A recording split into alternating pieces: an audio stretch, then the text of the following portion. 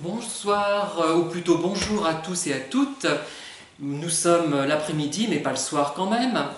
Je voulais revenir sur le thème des manipulateurs et surtout insister sur l'une des caractéristiques des victimes privilégiées.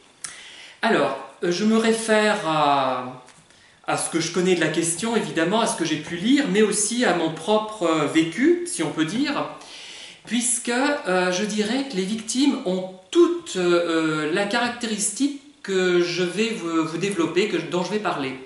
C'est-à-dire que nous sommes des personnes qui aimons entretenir de bonnes relations avec les autres, nous cherchons à les maintenir, parfois à tout prix, enfin ce n'est plus mon cas, mais j'ai été comme ça, hein, il faut l'avouer. Et quand une personne paraît avoir une bonne opinion de nous, nous allons faire en sorte que cette personne conserve cette bonne opinion. Alors, il y a aussi une chose, c'est que nous sommes finalement assez narcissiques sans être pervers, nous aimons plaire, nous aimons être aimés, forcément, hein, comme tout le monde, mais peut-être plus encore, et nous sommes prêts à faire beaucoup de sacrifices pour obtenir cette approbation d'autrui, cette affection d'autrui. Alors, l'approbation, vous savez que les pervers narcissiques ou les personnes manipulatrices ont un côté surmoi.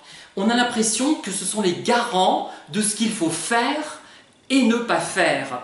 Ce sont des sortes de duègnes, comment on peut dire ça, Madame l'étiquette, vous voyez, qui fut d'ailleurs guillotinée pendant la Révolution, celle que la duchesse de la comtesse de Noailles, hein, si je ne m'abuse, et on a l'impression que ces personnes perverses, manipulatrices on va dire plutôt, hein, parce que le terme pervers est peut-être abusif dans certains cas, elles le savent, tant qu'on ne les a pas identifiées du moins, elles savent ce qui est bien, comment doit être une personne bien, comment il faut être pour être beau, pour être perçu comme intelligent, pour être perçu comme cultivé.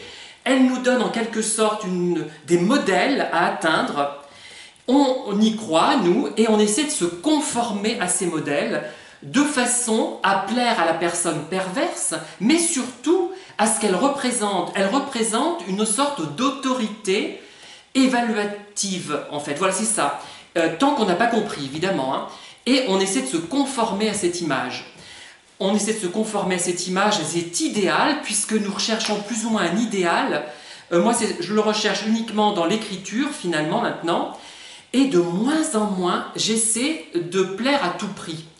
Avant, une personne, je m'entendais bien qu'une personne, elle, pendant un certain temps, cette personne, au bout d'un moment, finissait par mal se comporter ou par me demander des choses qui allaient trop loin, qui vont trop loin finalement. Et bien souvent, je continuais parce que j'étais basé sur la première expérience qui était positive. C'est une sorte d'effet de primauté. Ça ressemble à l'effet de primauté dont on nous rebat les oreilles quand on a fait des études de psychologie sociale. Hein. C'est très intéressant d'ailleurs cet effet, ce biais cognitif finalement. Donc j'essayais de me conformer, et souvent quand les gens ont une image particulière de vous, vous allez vous conformer à tout prix à cette image. Moi j'étais perçu comme sérieux et un peu rébarbatif, hein, je vois bien, hein, et je me conformais à cette image-là, j'en faisais presque une caricature au bout d'un moment, et maintenant je la prends au second degré, et d'ailleurs certaines la prennent au premier degré et ne comprennent absolument pas. Hein. J'ai eu, je pense à certaines personnes, bon, pas très futées, qui ont tout pris au premier degré. Mais bon, voilà. Et donc, je crois qu'il faut arriver à ne plus chercher à plaire aux autres à tout prix, à satisfaire les goûts des autres, à avoir de soi cette image idéalisée. Eh bien, une personne nous propose quelque chose, on dit non, ah ben non, moi je ne me sens pas concerné par cette problématique, par ce sujet, la personne n'est pas contente, ben tant pis, si ça ne vous porte pas préjudice, évidemment, si c'est dans le cadre du travail, ça peut être plus discutable, mais si c'est dans le cadre associatif par exemple, un cadre où vous êtes libre, vous n'avez pas à dire « Ah ben oui, je vais me conformer à ça, je vais aller dans le sens de cette personne, me sacrifier mes idées, mes intérêts, etc. pour faire plaisir à cette personne, pour être bien perçue et pour pas qu'elle ait de moi une image négative. Parce que si vous faites ça, au bout d'un moment, vous allez tomber dans des panneaux, dans des pièges, que la personne d'ailleurs en face de vous soit perverse ou pas. Voilà. Et moi je ne cherche plus à plaire à tout prix. Et tant pis, j'écris par exemple ce que bon me semble, de la façon qui me paraît la plus adéquate, la mieux adéquate.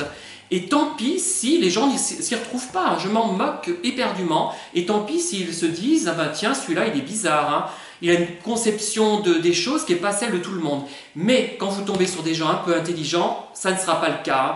Des gens qui ont une certaine sensibilité, ils vont admettre votre point de vue et ils ne vous obligeront pas à céder, à aller dans leur sens forcément, hein.